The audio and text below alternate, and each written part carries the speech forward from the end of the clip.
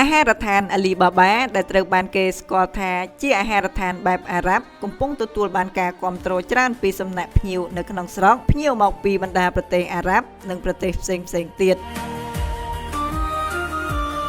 បច្ចុប្បន្នអាហារដ្ឋានអាលីបាបាមានទីតាំងស្ថិតនៅជិតមាត់ទន្លេលើផ្លូវលេខ13ក្នុងសង្កាត់ផ្សារចាស់ខណ្ឌដូនពេញរាជធានីភ្នំពេញលោកណាទៀតអាជាម៉ាល់ម្ចាស់អាហារដ្ឋានអាលីបាបាបានឲ្យដឹងថាអាហារដ្ឋានអាលីបាបាបានបើកដំណើរការកាលពីអំឡុងឆ្នាំ2022ដែលកាលនោះមានទីតាំងនៅតំបន់មូស្លីមរស់នៅច្រើនគឺនៅគីឡូម៉ែត្រលេខ7និងមានឈ្មោះថាអាហារដ្ឋានម៉ាកាសក្រោយមកនៅពាក់កណ្ដាលឆ្នាំ2024កន្លងទៅលោកបានផ្លាស់ប្ដូរទីតាំងថ្មីនៅតំបន់ជិតមាត់ទន្លេក្នុងសង្កាត់ផ្សារចាស់ខណ្ឌដូនពេញនិងបានដាក់ឈ្មោះថាអាហារដ្ឋានអាលីបាបាវិញ الهدف من فتح المطعم في منطقة الريفر سايد هو تشجيع السياحة الإسلامية في كمبوديا حتى عندما يأتي السائح إلى كمبوديا السائح المسلم إلى كمبوديا يكون الحصول على الطعام الحلال بالنسبة له سهل وميسور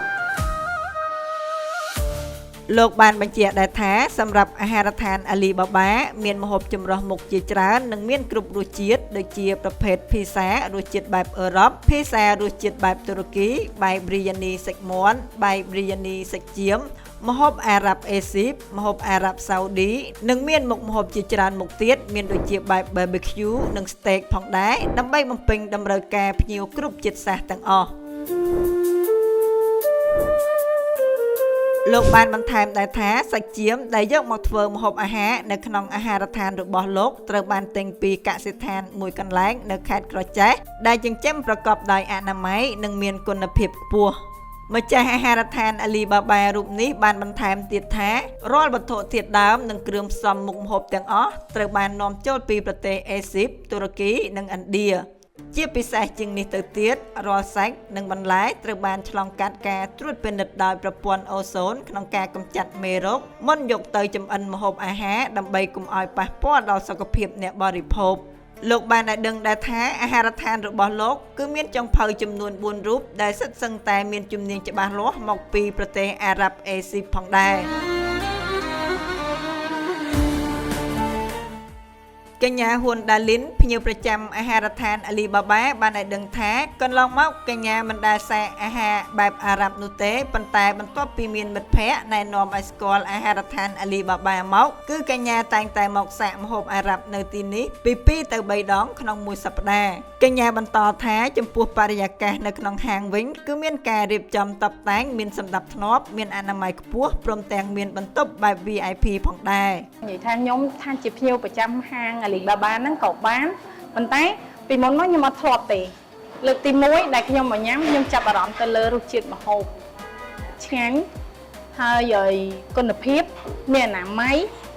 ខ្ញុំញ៉ាំហើយខ្ញុំជាប់ចិត្តអញ្ចឹងក្នុងមួយសប្តាហ៍ខ្ញុំមក3ដងចាជាទូទៅពេលដែលខ្ញុំមក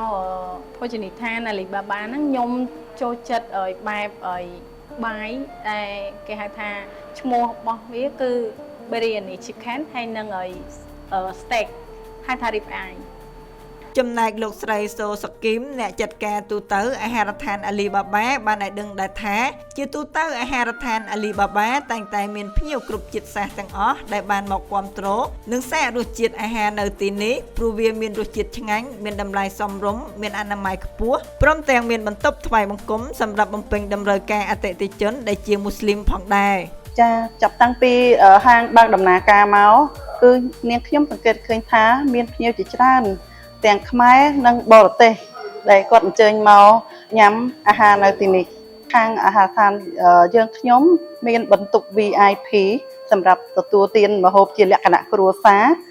ហើយកន្លែងដែលអ្វីដែលសំខាន់សម្រាប់បងប្អូនជនជាតិយើងមានកន្លែងថ្វាយបង្គំដើម្បីងាយស្រួលសម្រាប់ពួកគាត់ដែលអញ្ជើញមកទីនេះញ៉ាំសូមជម្រាបជូនដែរថាក្រៅពីមានសេវាកម្មលក់នៅក្នុងហាងអាហារដ្ឋានអាលីបាបាក៏មានដាក់លក់រាល់មុខម្ហូបទាំងអស់នៅលើ App Wow Now Food Panda ញ៉ាំ24 Grab និងតាមបណ្ដាញសង្គមផ្សេងៗទៀតផងដែរដើម្បីផ្ដល់ភាពងាយស្រួលជូនអតិថិជនដូច្នេះបងប្អូនអាចបញ្ជាការកម្មង់ទិញតាមតម្រូវការបាន